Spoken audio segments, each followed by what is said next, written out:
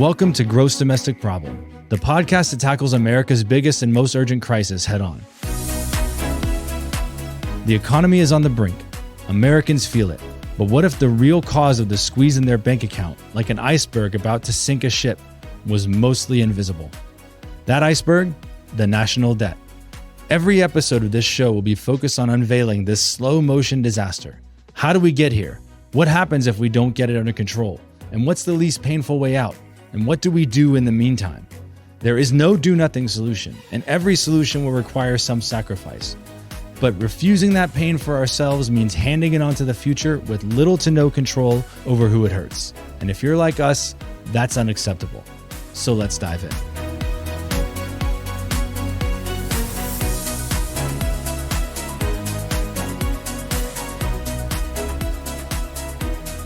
Well, all right. Thanks so much, Laura, for being on the show. A big thrill to have you here today. Thank you. Thank you for having me. So I have been eager to talk to all of you for a while. I think just to kind of set the table, I first heard of Independent Center, and I know you guys all have background in the nonprofit and government affairs space before that. But when I was learning about Independent Center, kind of reading the set of platforms, and realizing,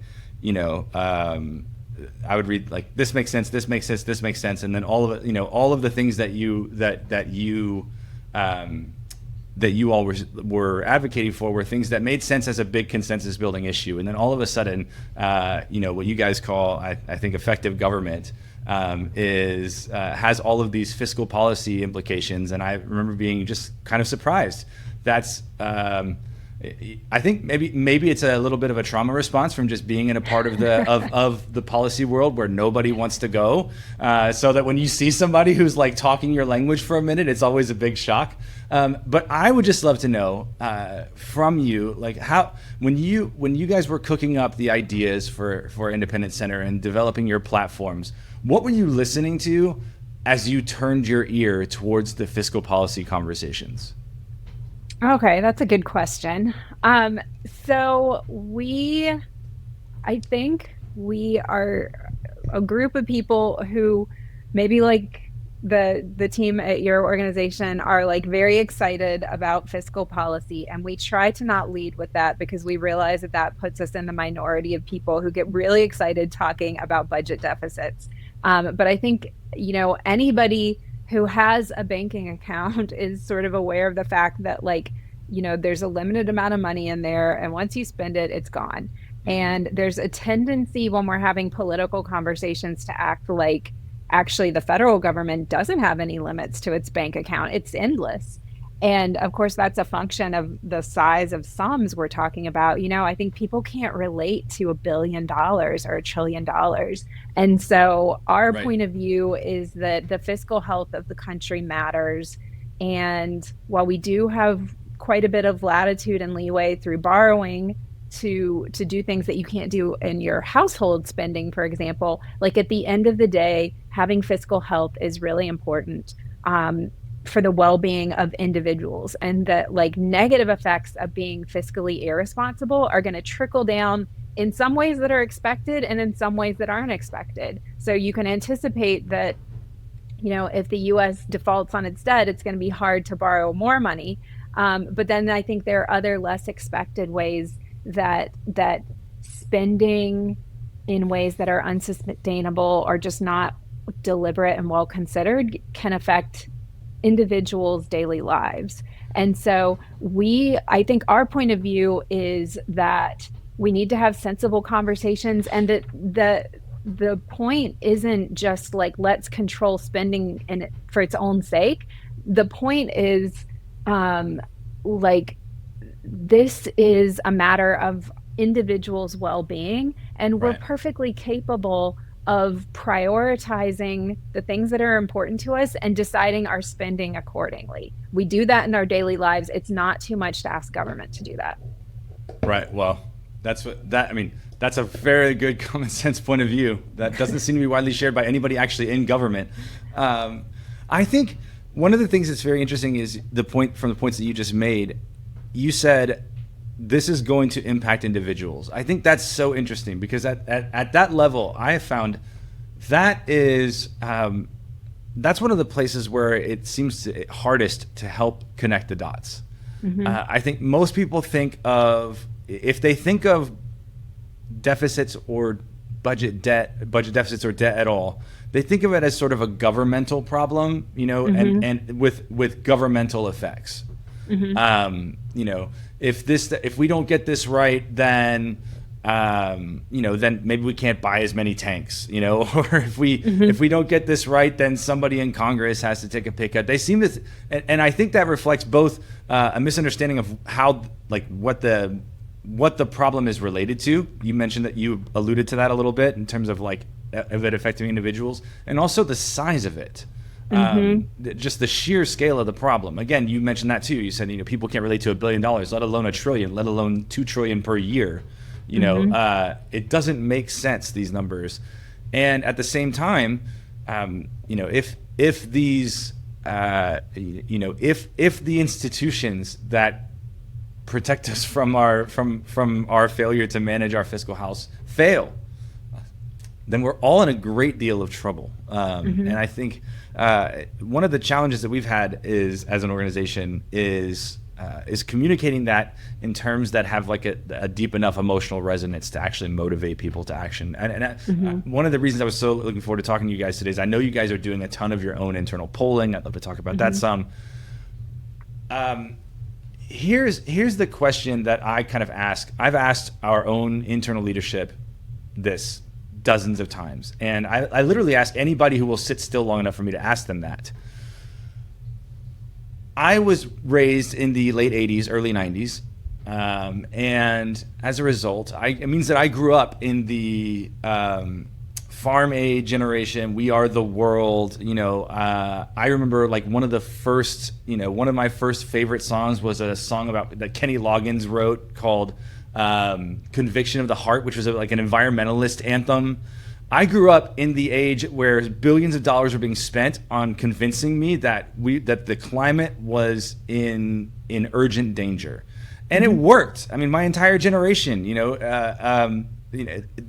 One of the ways you differentiate millennials and from generations prior to them is climate concern. It worked. One of the reasons that made it work is, whenever the Exxon Valdez crashed, there were all these incredible images on the news that I remember being a very small child, but I remember seeing images on the news of these oil-soaked seagulls, and just and it hit and the pregnancy of the image, it just absolutely rocked my young consciousness, and I still remember it. That's what I mean. The thing is, many of the dynamics of the climate problem are like the fiscal problem in that they're incomprehensible, they're massively interconnected, and they happen over time. So it's kind of like a slow motion disaster. What is the blood-soaked or the oil-soaked seagull of this conversation, Laura? I knew you were going to ask me that. Save my brain by telling me what you guys have found. What do we show people? What do we say that says that captures enough emotional energy that people are like, okay, this is a problem with real stakes for me and for the people who come after me? Gosh, I mean, the oil-soaked ducks, can we just stick with that? Because those are so effective. Green oil. Yes. For money, Yeah. No, you're right. That's such a great way of framing the problem, that there is no image. And, so often when you're trying to convey the impact of a policy decision, what people look for who are framing the debate is let me show you how this looks in an individual. And I think it's really hard to do that when you're talking about the deficit, right? Or when you're talking about, entitlement reform or some of the big drivers of spending. And one of the things that, I notice right now happening with the conversation about Doge is that people will say oh, well, they saved, $1 billion in this one area. And it's well, yeah, but do you know how that relates to other pictures, other pieces of our spending? Because $1 billion sounds like a lot of money. on one hand, but on the other hand, like if we're talking about saving $1 billion, this is not a significant part of a deficit that's growing at a rate of $2 trillion a year. Yeah. And so just finding a way to help people visualize that, we can't even really visualize the rate of spending, much less individual examples of what it looks like when that spending is out of hand. And I think it's even hard to say, here are examples of where it's happened and you can see it around you. Certainly we could point back to something like price controls on gasoline at the end of the Carter administration, right? And be like, okay, what you get when you try to control prices is lack of availability, lines at fuel pumps, right? You cannot put gas in your car, and that's the result. So like, but that's not in our historical memory for most people. And I think trying to convey that is one of the really tricky parts. And I think, we need to spend more time doing that at our organization, at the IC, for sure, because we need to be able to, I think people increasingly have the sense that the pace of spending is not sustainable. But my guess is they don't understand why, because the spending by the federal government is not like spending of most businesses or households. They don't have the same drivers of cost. And I'm not a budget expert. My expertise is kind of how people think and how you can message effectively to reach them. But I know there are a lot of smart people trying to find ways to say, like, hey, this is how it's different, and this is what we need to account for. It's cost related to financing our debt. It's costs related to pensions, rather than like how many people we're employing right now. So things like that are, I know, an important part of the conversation. It's just all really counterintuitive to people, I think. One of the most common stalling, like places where a conversation stalls out when I talk to folks about the size and scope of the fiscal problem is, and this was obviously very politically useful in the last election, but one of the places where the conversation continually stalls out is, well, what if we just, for example, were to divert all foreign aid? That obviously was important and instrumental in deciding the last election, and also has been a huge part of the news cycles since, as the Department of Government Efficiency has gone after, controlling our aid spending. Foreign aid spending is a rounding error in a $2 trillion per year deficit. And the things that aren't rounding errors are all very painful to touch. I'm curious, because I know you guys do a lot of polling, and you've appeared in quite a number of public fora to talk about this. Like when you speak to millennials specifically, or millennials and younger, I know that's kind of who you guys talk to. What are they saying when you point out that everything that's not a rounding error is something that, like, everyone older than you in your life will panic if you touch it? What's the vibe, and what do you get? What do you sense is the response, and what the level of concern? Where are millennials' heads at, and younger people's heads at, when it comes to the untouchable third rails of the fiscal problem? Right. So the idea that you can't talk about entitlement reform, which is Social Security and Medicaid spending, is, I think, not true for these younger generations. So for anyone, say, millennial or younger, I think that they have always heard that they are not going to get Social Security. And so my guess is they're more receptive to it. And our polling suggests that they're more receptive to reforming those programs, because otherwise what they're looking at happening is they're going to get spent away long before they ever get that money. So in their minds, the decision is, do nothing and I get nothing, or change it and maybe I'll get some of it. Right. But the people who are who are absolutely full stop saying, you can't touch it, it's mine, I paid into it, right? Paid into in air quotes. Yeah. Yeah. Those people are the ones who are refusing to have a conversation. And I think that, you know, in my experience, what millennials are saying is not like, hey, we're going to take away from you, we believe we should take that from you. They're just saying, can you come to the table so we can talk about this?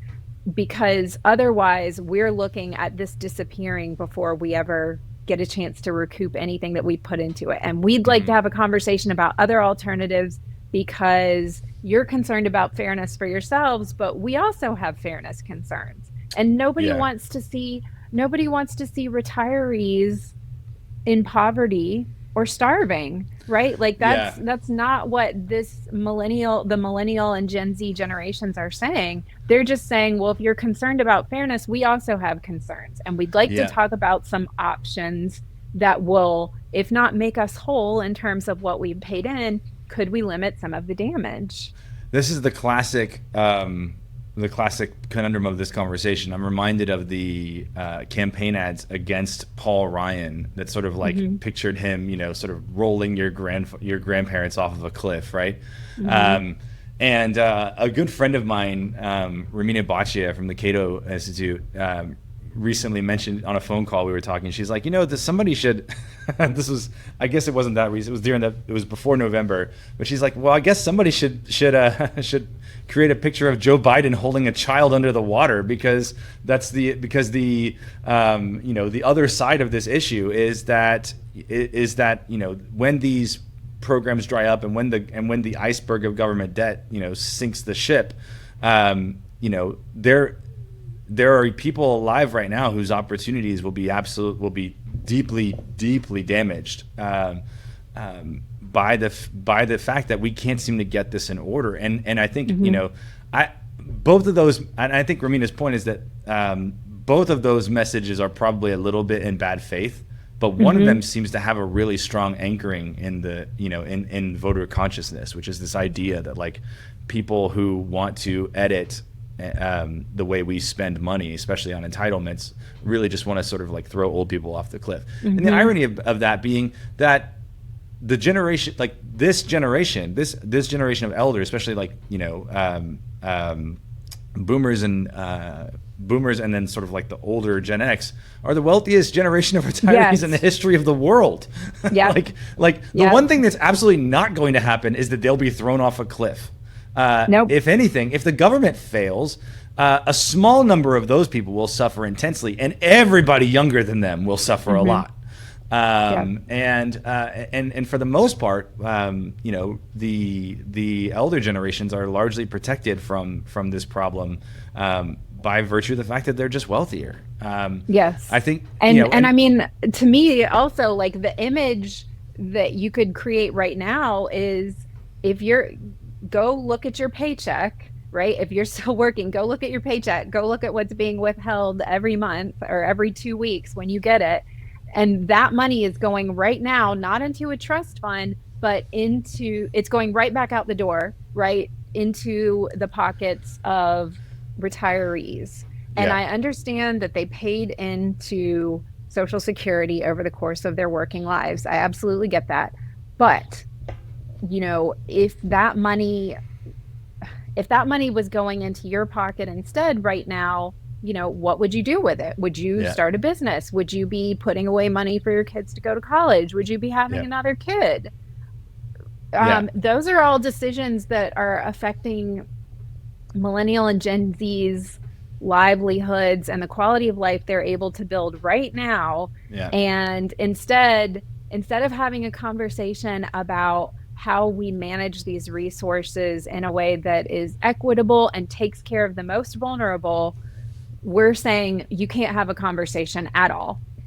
And to me, that's unfair. And I think it kind of really reflects this like generational misunderstanding, where I think baby boomers are expecting younger generations to like rise up and say, if we reform it, we're taking everything from you. I don't think that's what Millennials and Gen Z have in mind at all. They're not like that. They are, you know, these are generations that are like, very collaborative. They have a strong social conscience. They want everybody to be better off. But part of that equation is, if big chunks of my paycheck are going to Social Security every month that I'm never going to see, is Yeah. that really creating the conditions for growth and prosperity in this country that we want to see? Yeah. Yes, I think your point's well taken. My friend Romina also recently, I think she published this week an article about how Social Security is something like a legalized Ponzi scheme, and that the returns are always being taken care of by the newest dupes. Except in this case, sort of we're legally compelled to be dupes for it. I think, but I think that messaging is both accurate and also like probably threateningly combative to people who are on the other end of it, who feel like, well, I paid in. The irony being that almost everybody who paid in will withdraw vastly more than they paid in over the course of a retired life. For one, they're going to live a lot longer than anyone else ever. I mean, when the Social Security Act was passed, the life expectancy of an adult male was like 62. Right. So, I think this is not, they're living quite a bit longer. It costs quite a bit more to keep them alive. And so I do think that, that's there's a sense in which this, this idea of it being kind of a Ponzi scheme is true. And at the same time, your point is, look, immediately that concedes a kind of zero-sum political reality to frame it that way. It does need to be framed that way to some people, I think, because I really think that there is a sense in which like this sacrosanctity and inviolability of the conversation, which you've pointed out multiple times already, is itself oppressive and kind of and quite a bit tyrannical to people who would love to see the government endure. But your point is that this is not about taking something from you to give to me. It's about, hey, look, there's only so much here, and we have to figure out a way to share it so that the people who need it the most aren't left out in the cold. I do think that this sort of justice angle on fiscal policy is a possibility for millennials that really reshapes the conversation. And reshapes the conversation, I think, in line with a kind of new political consciousness emerging on the left and the right. And I'd love to just spend what time we have left to talk with you about this realignment, what you guys have seen on it. The right and the left are not the same. For one, you've spent the last 20 minutes talking about the conversation of reforming Social Security, which would, like in the early 2000s and before, would have been seen as like card-carrying Reaganite Republican stuff. Yep. Number two, the president did a media event on the Rose Garden lawn last week, at which he received a standing ovation from the United Auto Workers Union. So obviously, where are we? We're in turtle soup. What is happening? That we have definitely just slipped right through the looking glass all of a sudden, and so now I'm curious, how do you read the political landscape in general? I mean, I know this is like obviously the whole idea behind Independent Center is that this realignment is creating a large block of voters whose interests are not being represented, and who, if they organize politically, could exert real pressure on the political system. So I want to hear your thoughts on that, and then I want to hear your thoughts on what you see the possibilities for fiscal policy in light of this realignment. So I know that's a tiny, easy question, so feel free. Right, yeah. Go ahead. Yeah. Okay. So clearly a realignment of some sort is in the works. I have some research that I did in my previous role at State Policy Network that I will just mention briefly, because one of the purposes of that research was to try and see if we could understand what's happening with the realignment. And so what we did was we asked people questions about their basically like really the key pillars of human perception and experience, but not political party. We asked that at the very end to just keep it out of, from being in the forefront of people's minds as they answered questions. But we asked them questions about like feeling like they had access to resources, feeling like they had social connections, and then how they perceived harm. And so when we put those questions into a model that lets groups emerge rather than saying, hey, find two groups, we just say, okay, find the groups here. It found actually 7 segments. And the interesting thing was only one of those had a strong, like, political orientation. So one of those segments was strongly left-leaning, and the rest split across political parties. And so what that tells me is that for all the conversation we have about polarization and for how the two parties talk about one another, their values are not actually very different from one another. And I would say on most issues, Democrats and Republicans are not that far apart from each other. Even things that have historically been big like divides across the two parties, like if you think about like what you were saying with reforming Social Security, and that used to be a strongly Republican stance. People, when in our polling, are registering concerns about fiscal responsibility in both the Democrats and Republicans, and certainly the independents. So clearly we have like this vitriolic conversation where we're acting like the other side is the enemy and like totally holds opposing views to our own political views, and that's just not accurate. I get that it drives donations, I get that it drives clicks in social media and media outlets, but it's not reality, and it's stopping us from having conversations with each other. And I think more than anything, independents just want to have conversations, and I think they drop out of political conversations because they're like, this conversation is kind of insane, and I don't see any reason to participate. That's a very good point. Two more just data points I'm thinking about as you're talking. One, the complete rewriting of the Republican positions on abortion in last election by the current president, and how quickly that sort of ideological fortress fell under the weight of Trump's own personal gravity. And also just in the last little bit, the emergence of a new kind of political conversation on the left by folks like Matt Iglesias and Ezra Klein and the Abundance folks, that which is again pointing to some pretty intense borrowing from the other side's core concerns, and also borrowing the other side's frame. I mean, on both sides. I mean, this is on the with Trump and the Republicans. That's less surprising in some ways, because Trump was sort of like that. That's Trump's lifelong, consistently held position. The sort of like in many ways, he's sort of classically Democrat on that, on abortion. That it's not really a sort of thing for government to get their hands dirty with. There have to be some limits on it, but it's not at all what the pro-life 90s and early 2000s were. I mean, I think they're the former Republican evangelical establishment, lost its cookies over this. Obviously, there's some borrowing there. There's obviously, and then in the abundance conversation, and I mean, even Matt Iglesias has been talking for a year now or more about debt, about fiscal policy, and about and about now, obviously, in light of the new developments about trade and about. I mean, this is different, and I think that's.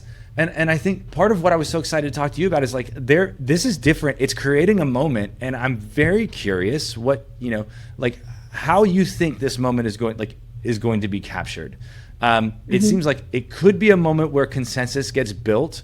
We've talked with some other folks, friends of ours, at another organization called the Grand Bargain Project. That they're also sort of like looking at the sort of consensus building middle. How is it going to be done if it's done? Like how is that unrepresented, flexible, borrowing political group going to be galvanize? Like how will they be gathered together? I mean, what does it take to do that? As you've pointed out, there's obviously pretty strong incentives arranged against it. Yes. That doesn't get donors. That doesn't win primaries. That doesn't build media companies. How's it going to happen? So, okay, so there are a few pieces here that I'll try and pull together. So one of them is that I think the two parties have sort of insulated themselves from competition, right? And they've done that in how they set up primaries and all these electoral regulations, lots of different ways of protecting themselves from a third party or just a third voice to say, like, hey, we don't like what either of you guys are doing. And so the problem with insulating yourself from competition is that it only works for so long, right? If you cut off feedback mechanisms, and this is for organizations, it's for individuals, if you ignore the feedback, you will get a correction eventually, right? And that's what I think we're going to see here is that Republicans and Democrats have sort of protected themselves from the competition of a third party or even just a third force in politics for a long time. And now just demographically speaking, 52% of millennials and Gen Z say that they are political independents. So demographically speaking, here's a big group of voters who are not partisan, and you're going to have to win them over if you want to win an election. So you can't continue to ignore their voice. And I think that is rapidly the place where we're approaching, right? Especially as baby boomers get older and age out of voting. And so part of this is demographic.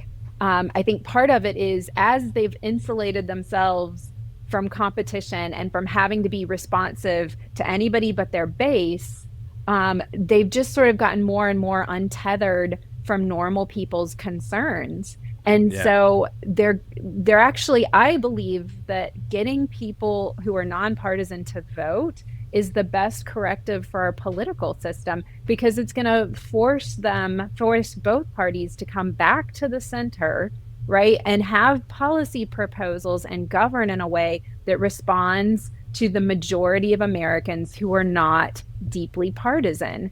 And so when people ask me like, well, how do we reform the incentives in media, or how do we change how Congress operates? Like, I don't know. Like, there are very smart people working on that question.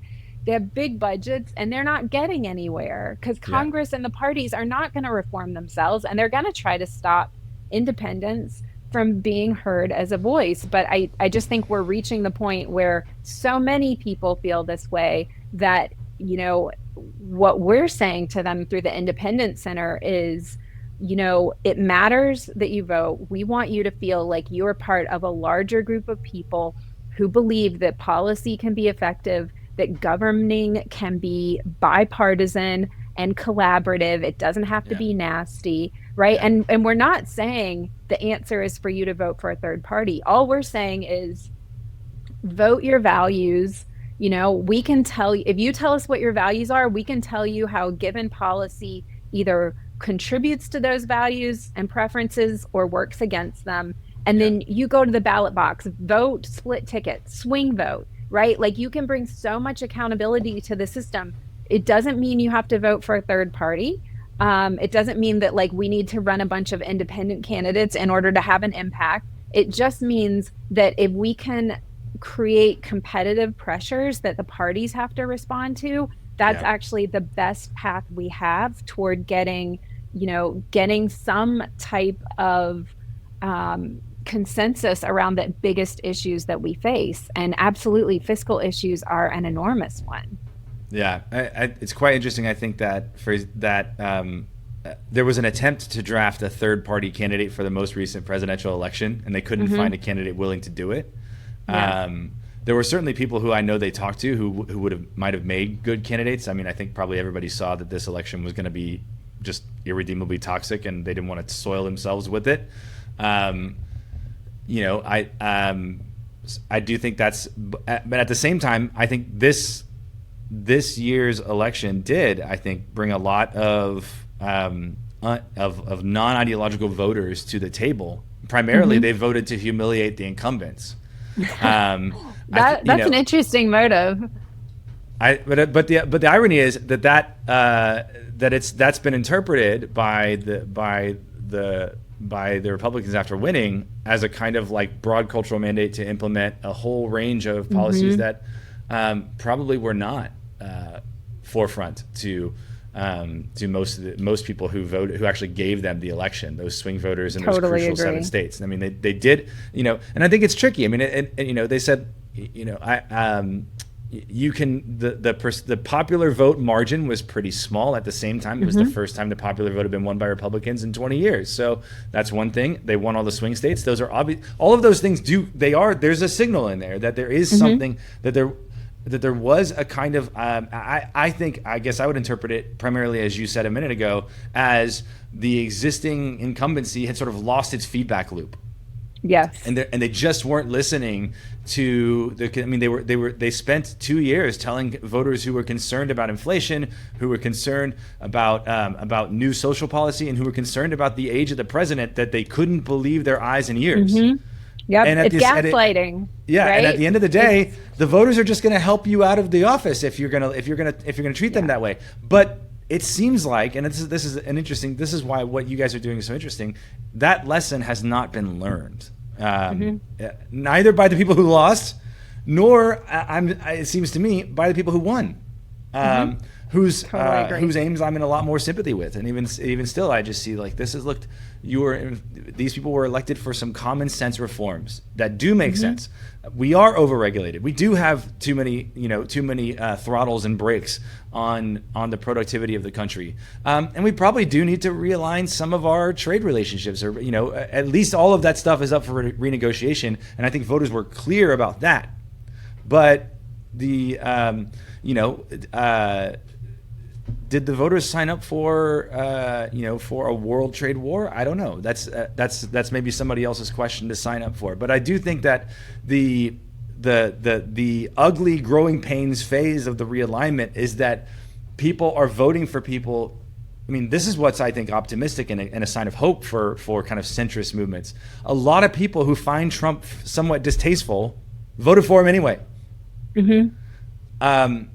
In other words, this election saw a whole lot of non-ideological voting. Yes, and I think that's an interesting movement for work like yours. I think one of the things that I kind of hypothesize, but I don't really have strong data to support it, is that perhaps what we're seeing is not so much that the parties or the voters' values have shifted or realigned, like crossed over, right? Where it used to be that Democrats were pro-union and now Republicans are. Like, I wonder if what's happening is that as the parties have sort of done less education and less orientation around the political philosophy that used to govern their positions, they're instead, it's like, okay, you're not teaching people what the underlying values and principles are. And so instead, all they can really do is orient on the head of that party, right? Who may or may not be totally overlapped with the traditional philosophy. And so I think that's why you're able to see somebody like Donald Trump just totally revise the Republican position on abortion. And just, for anybody who didn't notice this, last year, I believe the 2024 election was the first time in, I believe, 40 years that a nationwide abortion ban was not part of the Republican presidential platform. That disappeared with a stroke of a pen. That was the belief and priority and work and coalition of probably hundreds of people working on that platform over a 40-year period, and it just disappeared. And so to me, what that says is not so much that the Republican Party's values have changed or that Republican voters' values have changed, but perhaps instead what's happening on both sides is that we've stepped away from underlying principles, and now all you really can do is follow the head of the party. If you don't know what the rules are, then the rules are just directed by the person who leads the party. Right. And I don't think that that's good. I think for the work that IC is doing, however, it's really good news, because what it says is, we can have this pluralistic middle that says, you know what? We should let people live their own lives and govern themselves to the greatest extent possible. We don't all have to agree with each other, but we can live together and we can govern together, even without perfect agreement. And it seems like the main thing that independents agree on is that, like, both of these parties are highly dysfunctional and not governing in a way that we think is making the country prosperous, making people flourish, giving people agency over their own lives. And I don't think that that's, I don't think that either of those things are the objective of either party right now. Yes, I think your point about party heads is well taken, because I think one of the common conversations since the election is how rudderless the Democrats seem right now. Somehow the Democrats have managed to become more unpopular than one of the most unpopular presidents ever. Somehow that's happened. And I think when people point to the rudderlessness of Democrats, I think in some ways what they're pointing to is the fact that there's not a party head. Absolutely. And in a nation of this size, you're telling me that you can't come up with anybody better than, clearly Joe Biden was struggling at the end of his presidency. I don't think it was wise to take a non-primary approach to selecting his replacement. Right. And then the aftermath of that is that the party seems like it is without a lead. And I think that's actually, I hadn't thought about that at all in terms of this larger dynamic, but I think that you're absolutely right. And the other thing I will point out that has surprised me as well is the fact that, you would think that a Democratic Party whose opposition is a Trump-led Republican Party would be doing better, not worse. Right. As you said, very low favorability and approval ratings. And to me, the thing that this suggests is that if you have an environment without competition, it is not good. Competition is a healthy dynamic in a lot of settings, not all of them, right? For sure, I'm not saying competition is good and the answer to everything. Instead, what I'm saying is that competition is a healthy force for like constraining behavior and helping to optimize that behavior for the system that you exist in. And it's making the Democratic Party is just floundering right now. It seemed to me that this point about trying to find the new head of the party, I mean, that seemed to me to be a lot behind what was behind Senator Booker's move last week to deliver the record-setting speech, from the Senate floor. Ironically, I think the only thing that anybody remembers about that speech already is that it was a record-setting speech, and I think there was plenty of, there may have been plenty of legitimate points in there, but it is. In some ways, I think Senator Booker may be already too tainted with the legacy of the existing incumbency of the Democrats. And interesting. And the question is who's fit to do it, who's in a position to take it, that isn't already tarred with the legacy of the Biden and Harris years. That's, I guess, for somebody else to determine who's someone, not us. Yeah. I think last thing I'd love to hear from you. A lot of the people who traffic with us, with Millennial Debt Foundation, we, I think just being honest, practically everybody in this organization is either a right now Republican or a 20 years ago Republican. Though some of our people have become that by having at one time been Democrats, and I think everybody in our leadership has voted both ways at one time or another. So we're gettable people, and who recognize that concern for fiscal policy is not a partisan issue. It's it will destroy everybody the same. Yes. It'll Yeah, destroy Republicans and absolutely. Democrats with an equal lack of mercy. Reality bites, and it doesn't bite partisan. So, but I think so a lot of the people who traffic with us are these very people you've been talking about, who are who are kind of disaffected. In fact, many of them have sort of put their heads down and withdrawn from politics altogether. What's interesting about the millennial generation, though, is that now we're not entitled 20-year-olds anymore. We're 35 and 40-year-olds who have children and run businesses, and suddenly looked up and realized we've got to, especially I think having kids, this does it to everybody.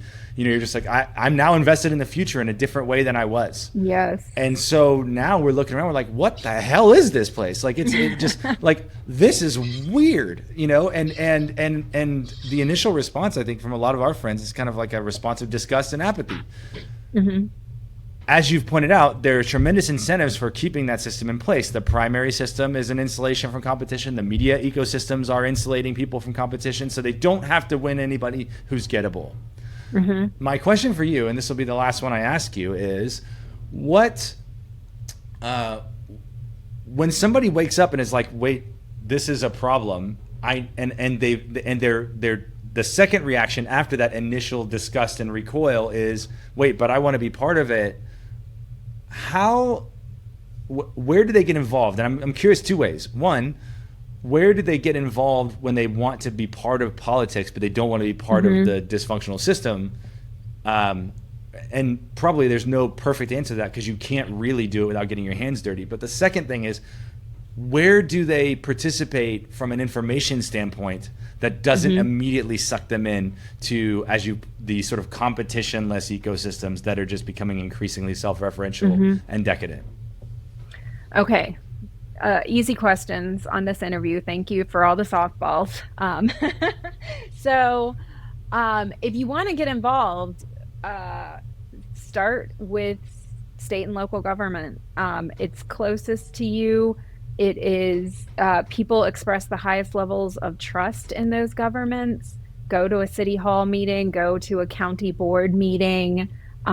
You can participate in government in these places much more easily than you can at the federal level. It's easier to attend hearings. It's easier to reach those elected officials, have coffee, have lunch.